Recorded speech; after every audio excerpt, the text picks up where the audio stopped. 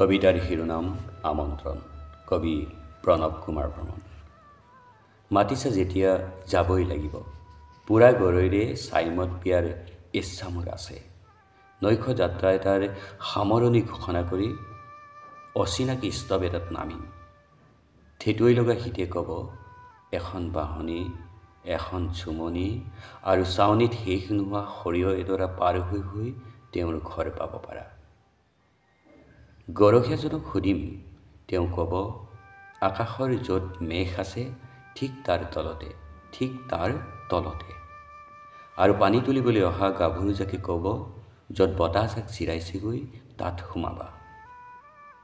শিমলু ফুলৰ সকলো উচাহেৰে মই গৈ থাকিম। গাভৰুবোৰক কৈ থবা, তেওঁলোক যেন মোৰ প্ৰেমত নপৰে।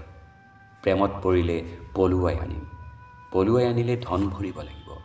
কবিৰ উদং জেপত কতেই বা গাহৰি মাৰি বৰভোজ দিয়াৰ সামৰ্থ্য। গাভৰুবোৰক সকীয়াই দিবা।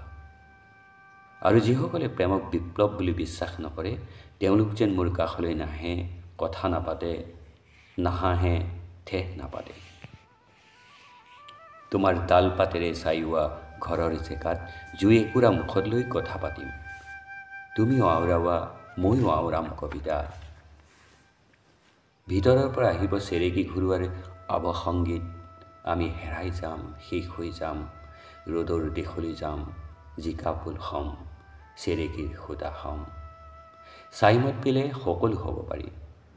কাৰোবাৰ ধুনীয়া প্ৰেমত বাট নেহেৰুৱালে মই ঠিকেই উলিয়াম তোমাৰ ঘৰ।